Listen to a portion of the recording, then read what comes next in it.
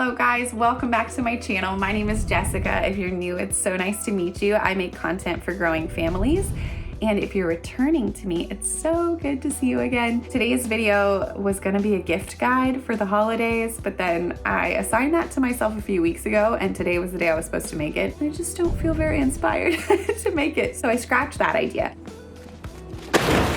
And then the next idea on my list was gonna be clothing items that I have that I think would look good on you. I still have those, and maybe I'll do it at some point. If that sounds interesting to you, you could leave it in the comments, but I didn't feel like getting dressed today because I don't feel that good. So then that idea got scratched.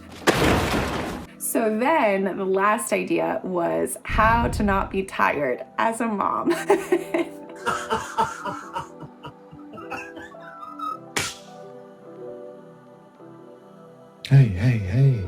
Hey, what's going on? Nothing. The irony is when it came time to film earlier today, I took a nap because both of my youngest ones were napping and Eloise was at school. And fatigue is a real thing in early parenthood, but I'm still gonna go with that topic.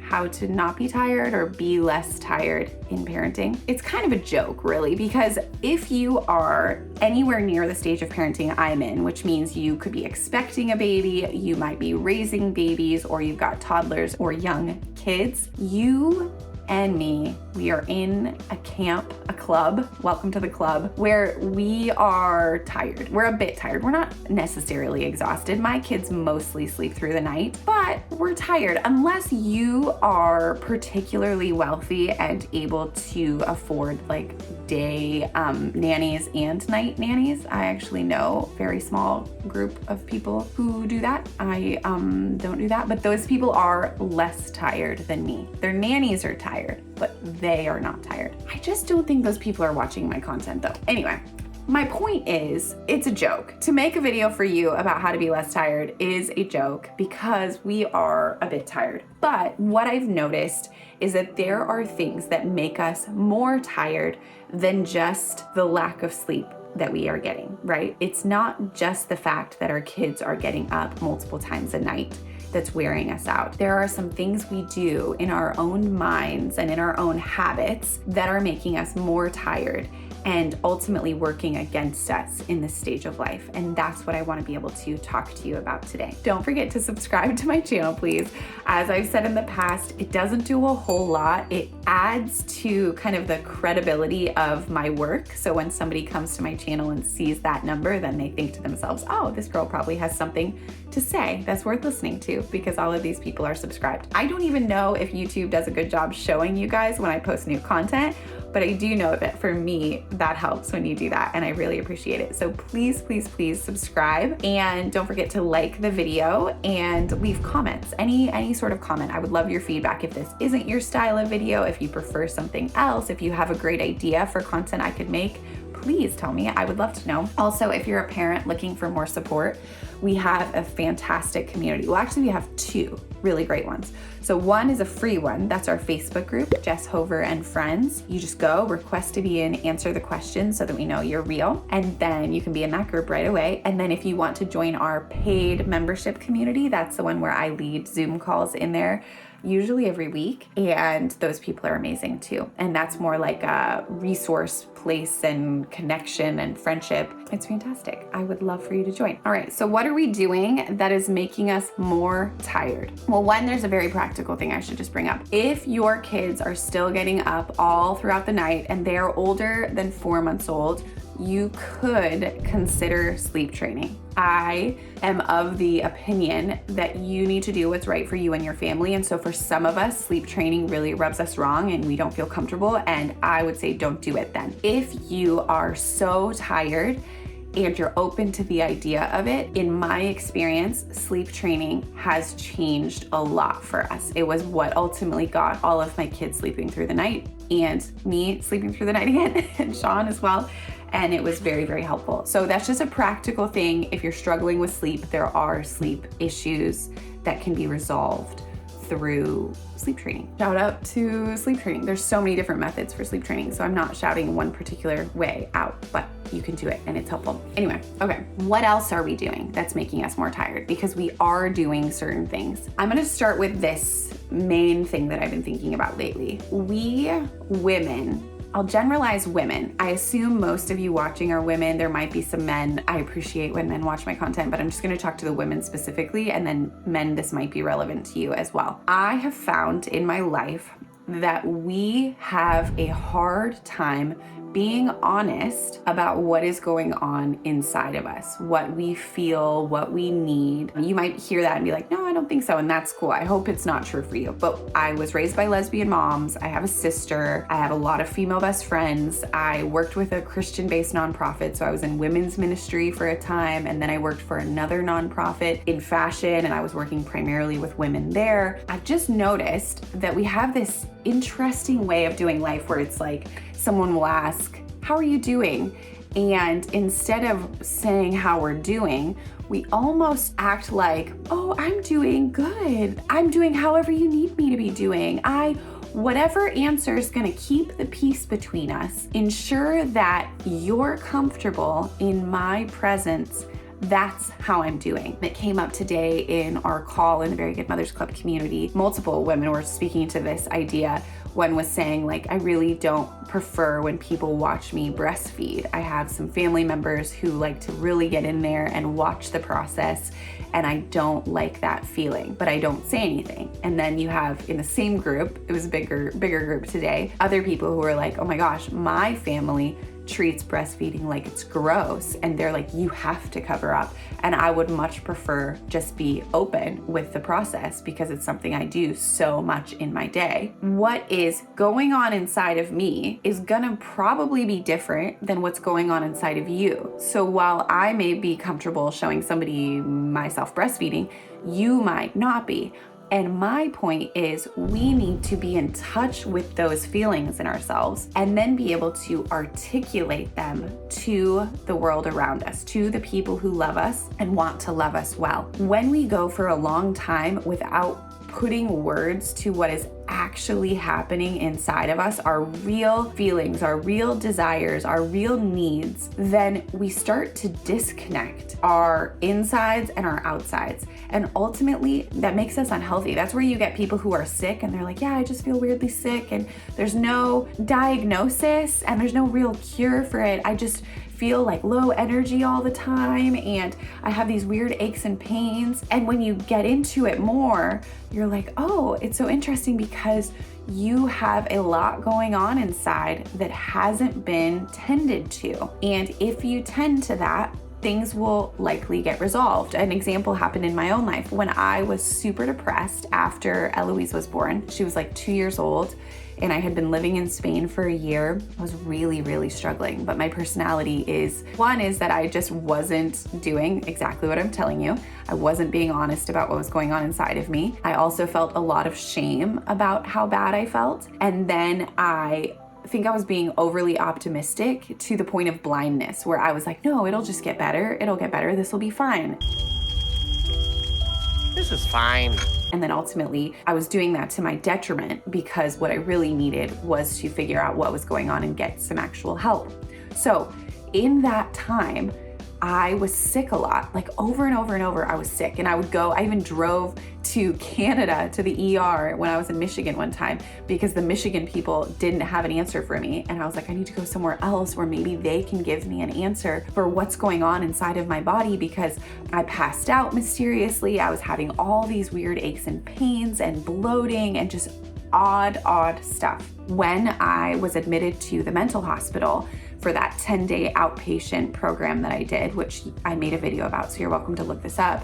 One of the first things I told the doctor there was like, I also have all these health problems. I'm thinking like, maybe I am super sick and we just don't know it. Like maybe we're gonna find out some really big bad news. And the psychiatrist was like, okay, well, we are not gonna worry about any of those things. We're gonna focus entirely on your mind and your experience of life right now. And once we go through this, if you are still feeling sickness, then we'll tend to whatever the sickness is, but it's likely your symptoms will get more specific and we'll know where the problem is. Because right now, the problem is like over here and down here and a little bit there. And it was really hard to even tell a doctor what I needed tested because I was so confused about what was going on in my body. Once I went through some counseling, some group therapy, and was put on a medication that I was on for the following maybe 8 months, 9 months, I can't remember at this point, everything went away. All my weird health issues, which had been plaguing me, I felt like I was sick for months and months and months, they went away. And things that were out of alignment were getting into alignment, and I was being honest about the darkness that I felt inside. And by doing that and inviting people into it, I was experiencing some healing, some really lovely healing inside my body that is hard to explain. Okay, I don't know where you find yourself on the happiness to depression scale. And I'm not assuming that you're depressed. I'm just assuming that you're pretty tired. And I don't want you to get depressed. And one of the biggest things that I think any of us can do and benefit from, taking time to acknowledge what's going on inside of us and then finding a safe spot to bring those emotions and those thoughts, whether it is the people that we live with or a therapist that we pay to talk to, or you join our online community and you bring it to a group of moms who are from different parts of the world who can hear you and help validate the things you're going through and offer fresh perspective. Wherever you go, you want to make sure that you are living with integrity. Integrity in the sense that like what's going on inside of you and what's going on outside of you lines up, that there's a connection point. If you're a tree, I'm always giving these like plant analogies, but that's somehow the way I see things, is like that your roots and your fruit, they're all connected, that it's not like secretly your roots are really thirsty and sad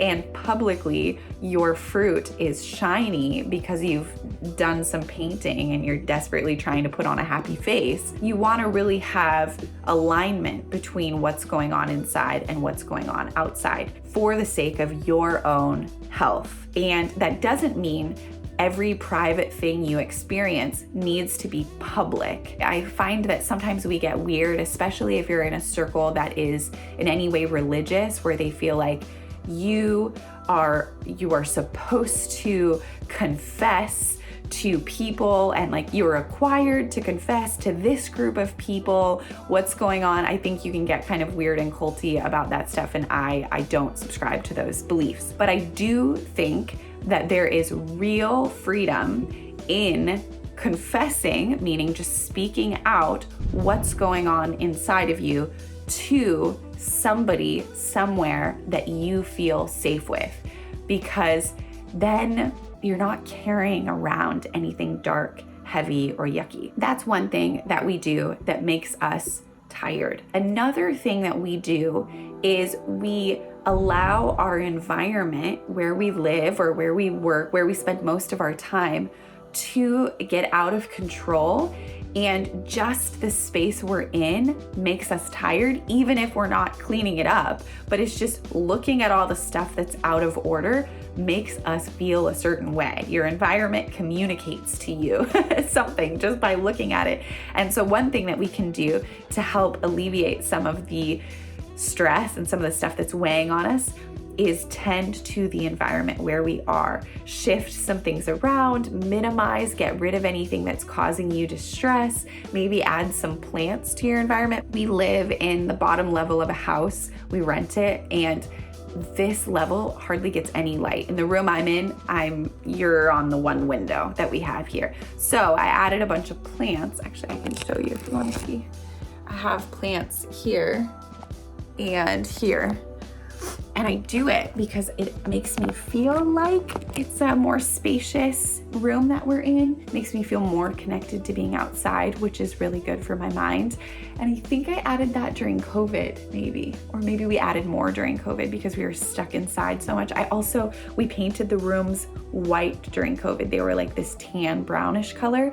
We were inside so much. That's a weird thing. Once you become a parent, one of you is, maybe both of you, you're just inside a lot more. Maybe you're already inside. I don't know what your life is. For Sean and I, we were out a lot. And then once we had kids, we found ourselves in a lot. And suddenly our home, which was much more of an afterthought, became the place where we exist much of the time. And so now it matters. So paying attention to our environment can help relieve stress and make us less tired if we can get rid of the stuff that's weighing us down. Adding happy photos and art that makes you feel good, photographs of people you love, bring about happy feelings in your body, which can energize you and remind you of why you're doing what you are doing. Third thing, conflict. Oh my gosh, conflict is so tiring. If you are living with day-to-day conflict, it is exhausting you. Quite possibly, it's more tiring to you than you getting up with your babies. If you are in a stage right now where you and somebody you love dearly you guys are in some sort of conflict, you know exactly what I'm talking about. You know that is so exhausting, and it's time to figure that out. It's time to set boundaries so that this doesn't steal so much of your life. It's time to call in like a mediator or a therapist, somebody you guys both sit down in front of. Maybe it's time to read a book. The book Codependent No More has been very helpful to me in a time of conflict that I needed. Actually, I read it twice in seasons of life when I needed it. I most recently listened to it on Audible and found it very helpful. So you could try that. Resolving conflict is gonna help you a lot to feel less tired inside. Remind yourself that this stage of life that you are in is temporary. This stage where you are on all the time. Like, I wake up to crying children, and I usually go to sleep a couple hours after I've put some crying child to bed. And sometimes the crying children are up in the night. We have 3 kids, so it's like one of them might be doing something, and then sometimes one of them wakes the others up. Anyway, so much of our life right now, me and Sean, is tending to kids who really need us, and they need us in a way that is loud and like jolts your insides. You know, when a baby's crying or a toddler's crying, it's like, gotta do something to you stress-wise. I've never studied a brain that is being cried at by a toddler, but I'm pretty sure inside it's like firing off alarms or something, because wow, it really escalates a body. And so what I have to remind myself, and Sean reminds me and I remind him, is that this is just a stage we're in and it's gonna pass. And one of the best things we can do is keep ourselves healthy and well and regulated so that we can teach our kids how to regulate their own emotions. About the being honest about what's going on inside and communicating that to your loved one, Sean and I regularly have to tap out and get the other one in there. Plenty of times I have been like, Sean, I'm losing my mind. Can you jump in? Or he's like, I need time. And so he will go skateboarding for 30 minutes and come back so that he can get his body back in action. Or I now go exercise. Raise. I hadn't been exercising in so long, and I felt like I was getting a little depressed or something. And so I was gonna make a therapist appointment, but I couldn't find anyone, and everybody's over Zoom, and so much of my life is on a camera. I just want to talk to someone in real life. So anyway, I couldn't find a therapist that day, but I did find a local gym, and I went there instead and got myself a membership, and now I work out almost every day, and it is life-changing. I highly recommend moving your body, getting exercise, even if you throw kids in a stroller and go for a walk. It will change a lot. You need to lean on each other as the team that you are, and then also for yourself, take care of your body. If we don't have our health, what do we have? That's what my friend Julie Fernandez says a lot. If we don't have our health, what do we have? And that's so true. If you take care of other people to the detriment of your physical health or mental health, you are no longer there. You're no longer able to take care of these people. And even if you barely get by and keep them alive, you are no longer wholly you. WHOLLY. Whole. Yourself in your body, enjoying this life that you have. This stage that you're in, as demanding as it is so precious. It's so precious. And if you are well and you're feeling like yourself, you're gonna enjoy it, and it's going to be something you look back on with really sweet memories and affection, you know? If you feel like you're just surviving, which we do that, we just survive some seasons of life, and that's okay, then you're not gonna look back on this with such tenderness. And my heart for you is that you would take such good care of yourself, and that your loved ones would rally around you so much that you guys would be able to look back at this time in your life and be like, wow, that was so sweet. I'm so glad we lived that period. And now I'm so glad to be in whatever the new one is that we're in together. Those are my thoughts. I'm going to end the video so that this isn't super long. Whatever you're going through, you're not alone. And if you are watching this and something's coming up and you want to leave a comment about it and we process it in another video, or you message me about it and we process it somewhere else, I would love to really know what you guys go through and make sure that the content we create is relevant to what you need right now. But I'm for you. I really appreciate you. I never knew that this would be the type of job that I would get to work, where I'm speaking into the lives of moms and dads. But here I am, and I want to do a really good job for you and actually help your life. I really like you guys. I want this season of your life to be great. If you are finding yourself feeling kind of the depression that I described earlier in the video, reach out for help. There are so many resources available to us, and BetterHelp is not sponsoring this video. They have sponsored videos of mine in the past, but that's that online counseling service you can use. And I used it while I was in Spain, and it was very, very helpful to me. I'll link that below. If you feel like you need a therapist, but you don't know who to reach out to, you can use it. It is over the phone, so like video or writing. Yeah, they're great though. It was very helpful to me. I would use it now. It's just, I feel like so much of my life is a screen, so I kind of crave being in the same room as a therapist, but I have yet to get one, so maybe I should take my own advice. We could all sign up for BetterHelp together. Anyway, okay, you guys are great. Leave comments. I'll see you soon, and I will dress up for you on the next video, okay? I'm gonna be more put together. If you have video ideas, let me know, because clearly I need the inspiration.